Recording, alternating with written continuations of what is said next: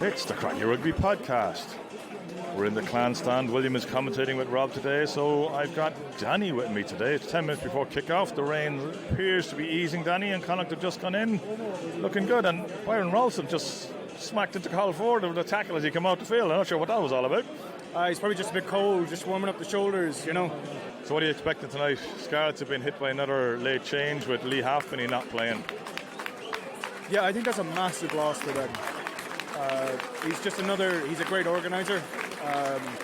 So much experience, that Lions experience, that Welsh experience. He's a massive loss. He'd be a massive loss for any team. So, again, I'm going to go back to what I said on the midweek. I really think this is a time that Connacht need to show up, and we need to put these guys away. They are hurting, they're wounded. If we don't put these guys away, I'm very worried. Okay. We'll talk on 20 minutes to see if Connacht are managing to put these guys away, as the rain has now just stopped. Hopefully it stays away for the rest of the match. There's a block down from Niall Murray. He's special on those ones. He's going into the goal area. He touches it down. He scores the try. And just like that, Connacht have a dream start. Now the Scarlets are going to counter. McNichol has got around Hansen brilliantly. One more pass and Steph Evans could be in here. Evans is going for the corner. Evans has scored an absolutely wonderful try. It's just coming up to 20 minutes. The score is 8-all. Try from Connacht, I think probably first time ever, have a try with no territory and no possession, because Niall Murray blocked down a clearance kick. Yeah, in the first minute. So it's got to check on how fast. Is it the fastest try? Yeah, look, it's a difficult game. Connacht are playing with the wind. They're doing a lot of kicking. Scarlett scored a good try from a poor kick chase from Connacht. It's a tight game. Neither team seems to be overly on top, but we'll see again at half-time. Yeah, as the rain lashes down again, it really is having an effect, but yeah, it's a big struggle out there. Connacht are trying to make something happen here. It's got very messy. This could be it though. They're sweeping around. Cardi whips the ball all the way out to Hansen. What a pass from Cardi. Hansen dodges the tackle and scores in the corner. Mac Hansen, the finisher. Carty, the beautiful pass. And Connacht make it count. Okay, Danny, half-time score. Connacht lead 16-11. Cracking try from Mac Hansen. Yeah, superb try. I think it's becoming his kind of signature of getting on the wing and stopping, stepping the man, and then finishing it off. It was a great try, well finished. Much better 20 minutes from Connacht. Started dominating contact there towards the end, but we need to cut out penalties because we're really letting Scarlets into the game just from the penalties. They really aren't creating much. We're just giving them chances and they seem to be taking it. And we're not taking ours. Jack has left 10 points out on the field. Maybe 2 of them were too tough, but there was at least 3 other kicks he should have got. Yeah, and we'd be home and hose at that point, really, in all honesty, because Scarlets have gotten to Connacht's 22 twice and they've come away with points. But that's it. It's only 2 times. We've been in there 22 5 times. We don't come away with twice as well. We need to start converting those 22 entries. We certainly do. Hopefully we'll have better news on 60 minutes as the rain starts to pummel down on the poor minis that are out there. I hope they're going to change of clothes for after this. Connacht ball, 5 points up. They need to make this count. Like last week, they haven't been able to do that so far. Discipline will be key. Scarlets trying to come in from the side. They're nearly over the line. Connacht are over the line in the corner. Finally they convert, and that was critical for this game. Absolutely critical. 14-man Connacht have got to try. 60 minutes. Connacht lead 21-14. They've got a kick in front of goals. Jack has missed far too many, and he's just turned around and given the ball to Hawkshaw. Yeah, and he did something similar with Conor Fitz a couple of weeks back, and it just shows he clearly knows, I need to pass this on, we need to win this game, we need to pull away from the Scarlets. The only way to build on and go for the 4th try is to pull away, let Scarlets think they're going to get nothing, let them drop their heads, and we'll keep going. We've got more to win out of this game than they do. They're looking for the losing bonus. They're not in this. Yeah, it's Jack Ainger got that other try. We'll just hear if Dave Hawkshaw scores.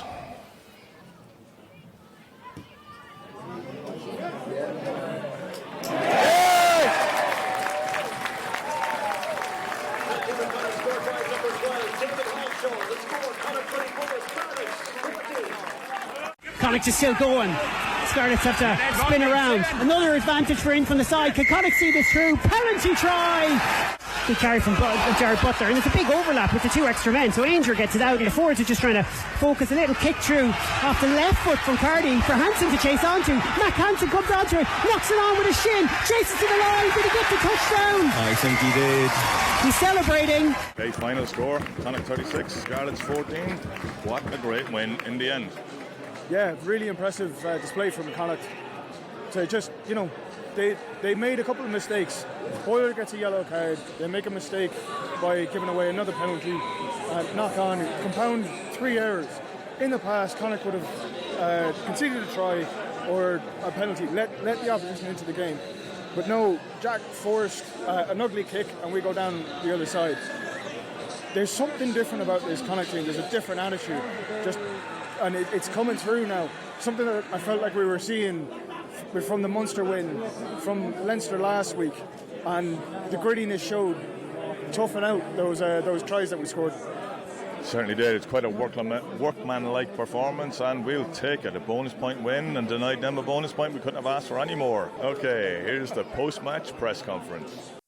Congratulations, Byron. That was a tough, grinding but performance by Connacht, but you got the win. Yeah, mate. I don't think it was comprehensive in any bit there. Scarlets were, they're a quality outfit and they've got some internationals across that team and they put up a good fight. But I think for us, we wanted to come into this game and get 5 points, and we did that, and that's tick the box. And we're on to next week, and we've just got to get better every week. It's been about getting better individually as a team, continuing to grow. And yeah, coming from that game, there's certain aspects that we need to tidy up to make sure that we're clinical and we're better against the Ospreys. But yeah, we'll look into that on Monday, and we'll look into it over the weekend, and we'll be better prepared. Yeah, I described it during the week as the sort of game that you had to win, and it was win first, then get the bonus point. But it was never comfortable, and I suppose maybe that's a good thing. Maybe that keeps you on your game, but I suppose there's still quite a bit to work on. Yeah, I think any team has a lot to work on, and everyone's chasing that constant pursuit to be excellent, to be great in every single moment. And the reality of sport is that you can't, because you make mistakes.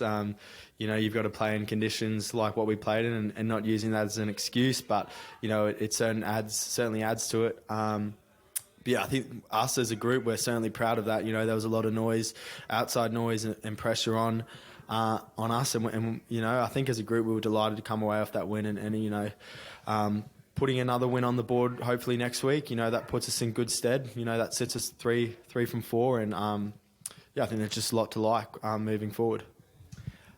How are the link-ups going? I mean, you're new to the team. David Hawkshaw's new to the team. You've got a lot of experience then inside you in Jack Carty, Kieran Marmion. So you're in a sort of a learning curve, I suppose, about the way Connacht want to play and the conditions. That was a tough night tonight. It was very wet and there was a bit of a wind swirling around, but that's the sports ground as well. It's one of the peculiar charms of the place. Yeah, exactly. That's for us, that's our home ground advantage. We're used to that, and we've got to get better in playing with that, because that's what we want. We want teams to come here and we want them to feel uncomfortable. We want to squeeze them. They come here and they don't like it, they hate it, and for us, it's beautiful. It's our home ground. It's where we feel most comfortable. If the fans can stand out in that, we can definitely play in that and put on a show for them. But yeah, I'm loving playing with Hawkeye at the moment. I'm getting to know him, as you said, and I'm getting to know my own game as well. This has been the longest I've played in 13 for a while. I stringed a couple of good games there, sort of at the back end of Super at 13. But yeah, playing consistent rugby there is certainly allowing myself to get a bit more confident, and it makes it easier when you've got guys outside you like John Porch, Mac Hansen, Tin, and at the back being able to constantly feed you information. And like you said, you've got Marms and Jack there have played first class games, and they're international, so that certainly helps it in terms of them steering the ship, and I think they did a really good job of that tonight. How are you finding the fact now that you're training on this pitch every day? It's something very new. The training pitch here, you've never experienced it in the winter when it used to become a mud bath. Horrible place to train, but now you're training on this all-weather surface, and there must be an opportunity to expand what you're trying to achieve and to speed the game up. Yeah, exactly. I wasn't here when the old pitch was in, but certainly training out on the back paddock when the rain does come, it slows you down a bit. So to be able to sort of play on and train on that synthetic surface is unreal. It's just a confidence in your in the attacking game to be able to run those lines, use those footwork. So I think it's only a testament to what the club's trying to do here and promote attacking running rugby. So I think it's only a positive, really, and we love it as players. It's unreal. Byron, good to talk to you. Good luck. We'll talk again soon, and well done on the win. Cheers, thanks, William. Appreciate it. Andy, 5-point win. Badly needed. I think that there was a sense of relief all around the ground when that fourth try went in. Yeah, there's relief in the coaching box too, and I'll no doubt suggest there was relief amongst the players, those that were out there and those that were watching. It's a good win in terms of what we needed. 5 tries to 1, as you said, but we've still got more in us. And the key focus is we're not going to start celebrating that we fixed things, because as you saw out there tonight, we've still got areas that we can tidy up. And but to get the win and the bonus point was definitely needed. Will that help you tidy things up a bit? Because it did seem a bit frenetic and a bit edgy because of what was needed in that game, and it was quite a while before it got a bit smoother in the game. Yeah, I totally agree with that. You look at our discipline out there tonight, and so many of those, it's blokes wanting to make a difference, but just overstepping the mark when we didn't need them to, because they weren't going anywhere. I think our defence has been brilliant in the last 3 weeks. 3 really good sides: Munster, Leinster, Scarlets, 1 try apiece, 3 tries in 3 weeks. Trust the D. Trust what we're doing there, boys. We don't need to force things, but I know why they are, because to a man they want to make a difference and they want to try and be the bloke that gets that turnover for us and try and fix things. But we put ourselves in some tricky positions there tonight because of that ill discipline, and I think the win there and the bonus point will relieve some of that pressure, and hopefully we get a much better disciplined performance next week. And does that allow you to kick on into next week now with a real potential to win your 3rd game out of 4 and to go 3-4, which from 0-3 would probably be a very good position to be in? Yeah, I think it's really important that we kick on from that. And I honestly believe there's been little elements of growth, post every game. So I said you can look at that and say, what's a 36-14 win, 5 tries to 1, 22-point gap. We know it's not right yet. We know it's not right, but we will take the positives out of that to say, yet again, our line out and our scrum, I thought, were outstanding.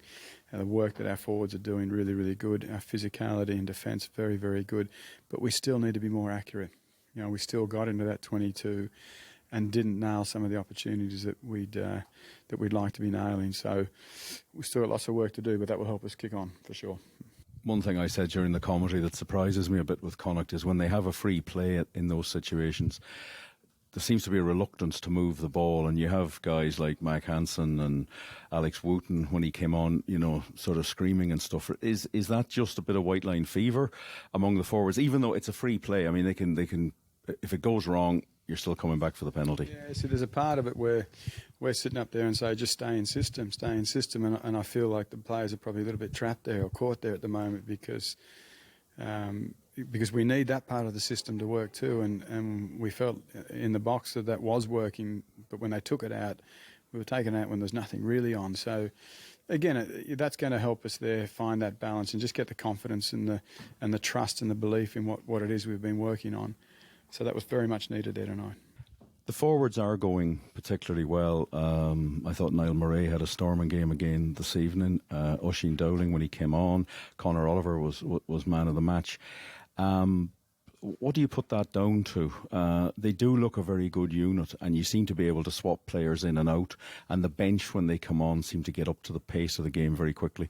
Yeah, well, I think there's been enormous work over the last couple of seasons. I thought we had a very good forward pack anyway, but Dewald Senegal's come in and I think he's added real starch to that. This year we've split the roles there, so Cully Tucker has come in and I think he's doing a brilliant job with that scrum. He really is.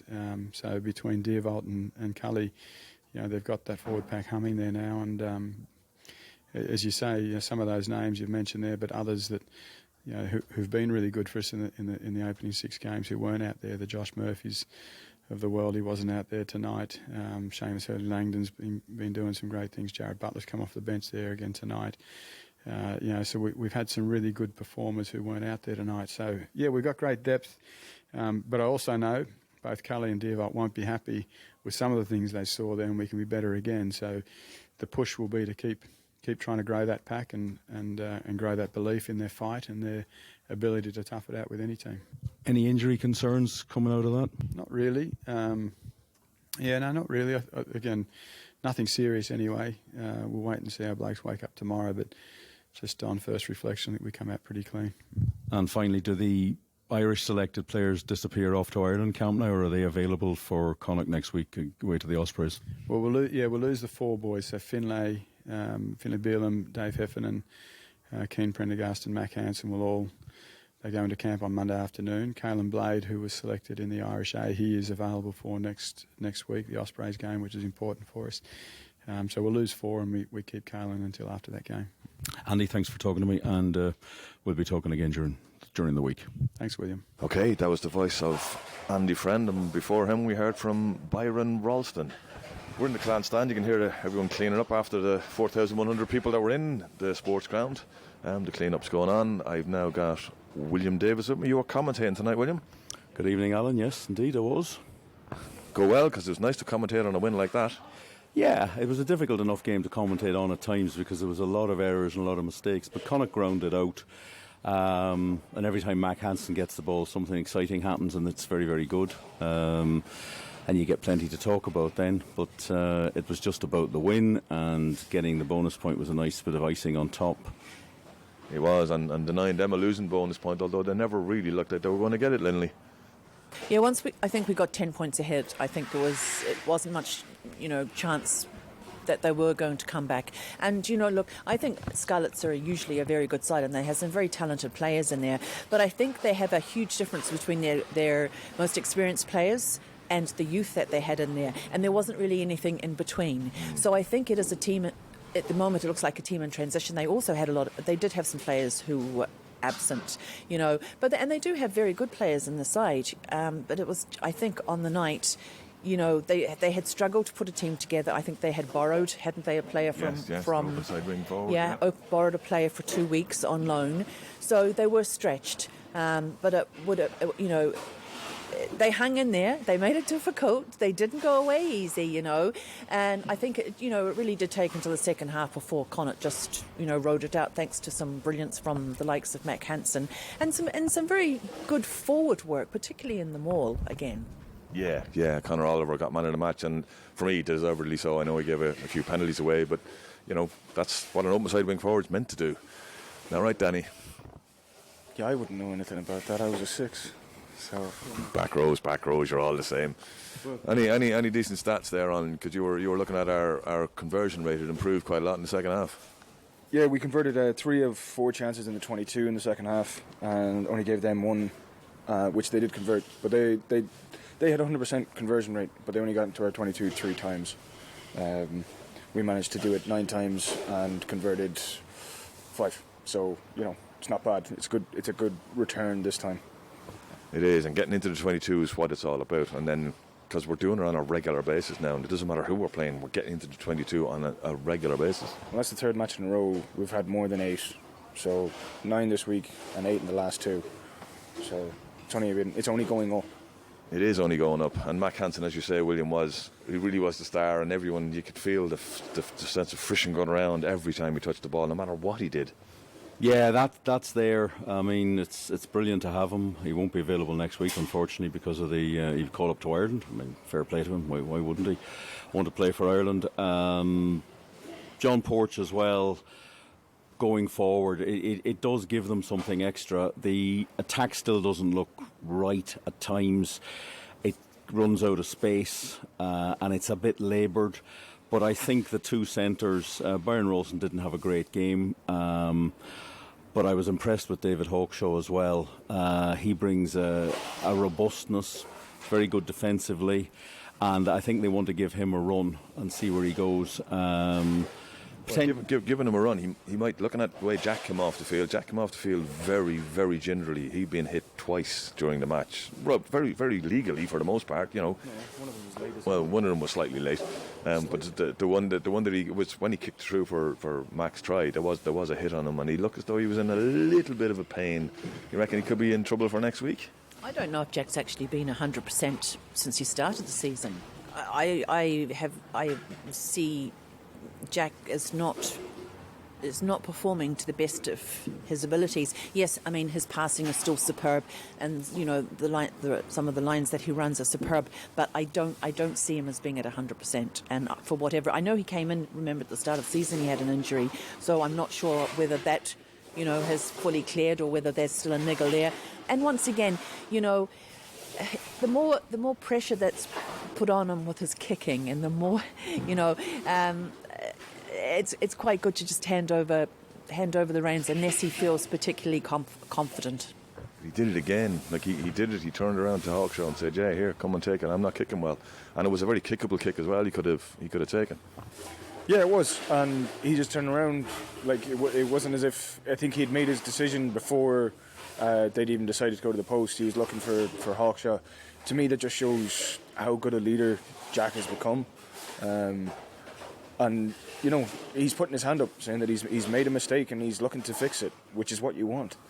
I think as well it has to be said, look, he did no pre-season. Yeah. He's still in pre-season, effectively. Yeah. I don't know how much contact work he's even doing now. That hand injury was very, very serious, and it took a fairly severe amount of surgery to fix it. Something they tried to manage for quite a long period of time, and I think when it happened, there was no other option. So I think he's doing okay, but I could see a situation next week where maybe Hawkshaw will go to 10 and Jack might come off the bench, or they might use the daily option. He's not going to play every game anyway. I mean, they seem absolutely determined to keep doing this rotation. I think the players want it. But obviously at some stage, when you have to win games, you do get to a stage where you have to get your top players out. But I mean, you're probably going to replace Cian Prendergast with Josh Murphy. I mean, that's something that we've never had the ability to do. Yeah, exactly. And if you look at it, for the second week, actually the third week in a row, the bouncers have bounced. The guys coming off the bench are really adding every time they come onto the field now. Yeah, and that's very, very important. It's been a problem in the past for Connacht to get players on, but I think these players realise that's their chance to shine when they come off the bench. Whereas at one stage, being on the bench was kind of halfway out of the team. Yeah. Now you've got to put your foot down and actually show in your 20 minutes or 25 minutes that you're actually at it. And it seems to keep a better atmosphere in the camp when players are getting that chance. I don't think they're actually bench players. That's the point. Yes. And the bench players or replacement sounds like, that they're not first team players. Actually, I think they're all pretty, equal at the moment. I just think that it's horses for courses sometimes in its rotation and, giving everyone opportunities, because if players, who are sitting on the bench aren't given that opportunity, they're soon going to go off somewhere else and get disillusioned, aren't they? So the word bench, I don't know if there's another word for it, but I don't regard some of the players who were on those replacements as members of the replacements and aren't really bench players. I agree, because Colin Riley came off and did very well, Danny, but another man who seems to have caught on fire coming off the bench is Jack Ainger. Yeah, he's looking great. 20 seconds after first touch, scores a try. I'd say Beelan was spitting fire that he didn't get a chance to get over that line. But another man I was thinking about is Cathal Ford. Could be another option. That he's a 12-10 as well. We ended the game with 3 playmakers on the pitch again. It seems to be something that we're looking at going forward. Like since Munster, each match we've had 3 playmakers on the pitch. Yeah, and I have a stat thing I need you to do for during the week. Have we ever scored a try without actually having any possession or territory before? Well, I'm just going to say no. I think so. That was just phenomenal. I don't think we actually had the ball in the first 4 minutes of the game. We didn't touch it. We were winning 5-3. It was just a very strange start to the game, and apparently, according to TV, that ball mightn't have been touched down. But as I said to the lads who were texting into me, I said it looked perfect from the Clan. It always does. I think there was a feeling that the final one, that Mac Hansen won that by about half a finger. But you have to help the TMO make the right decision, and we are the home fans, and that's all part of the job. And that just added to it. You can't get overexcited by it. The Scarlets are not playing well at the moment. They're a dreadful away team. They won one away game last season. And that's one of their major problems. It's been a problem for them for a long time. So they rely on home form. And Connacht have a big job next Saturday night against the Ospreys. Place I think Connacht have won once. It'll be the typical 3,000 people in that massive bowl of a stadium. They'll be missing players gone off to Wales. And Connacht should be saying to themselves, right, let's go over there and really get stuck in, because they need another win. Three wins and 4 losses in your first 7 games would be okay. And they are a third of the... It's hard to contemplate. They're a third of the way through the season after tonight. Yeah. It's a strange competition, this. I mean, it's only mid-October, and you've played a third of the season, but it's going to be the end of April before you finish the season. I mean, it stops and starts, and... Yeah. That is probably something they're going to have to look at in some way, especially next season with the World Cup. Yeah, exactly. And like, they have played a third of the season only, but they've played nearly all their hardest games. There's only Leinster away, and Ulster at home. Really, when you look at it, of things that would be, you'd be going, oh my God, we'd be doing well to get anything out of that. You look at all the other games, maybe Glasgow, Wales struggle, but other than that, you'd be looking to get points in nearly every other game. Are they away to Edinburgh? No, I think they have Edinburgh here. Are they home? Okay, because I would say going to Edinburgh is always a pretty tough ask, isn't it? Well, look. I think 2 wins from 6 is a little disappointing, given the fact that they have been at home essentially. Well, these ones, not the South Africans, obviously ones, but these ones have been home. So it looks on paper 2 wins out of 6 isn't great, but. As you say, if they're going into a series of matches against opposition which you would consider to be, Connacht would be more comfortable winning against them. Well, they're teams who are closer to Connacht in the table than teams that have already been playing. Yeah, but they still have to go and beat them. They still need to develop. They still need to improve. They still need to become more clinical in their finishing. So. Yes, of course they can beat them. They could beat any of the best of teams sometimes on their day, but they still have to prove it. So they've still got a long way to go. Yes, they're getting there, and yes, tonight was another step forward, and basically, digging out what wasn't a particularly, great match to watch. Or probably to play either between 2 sides that were desperate for the points.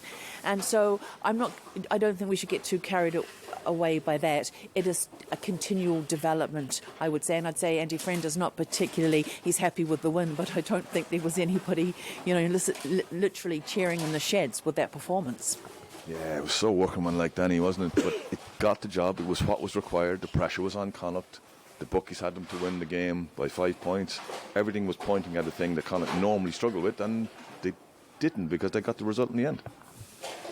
Yeah, and workmanlike is exactly the way to say it. It wasn't any major breaks. It wasn't anything, a bit of magic from Mac or anything like that. It was kicking to the corner. It was grinding it out. It was pick and goes in front of the posts. And, we got a penalty try from them collapsing them all. Came down, went to the corner, got a try before that. It wasn't the prettiest game. It wasn't, when you think about how Connacht were attacking last year, making line breaks.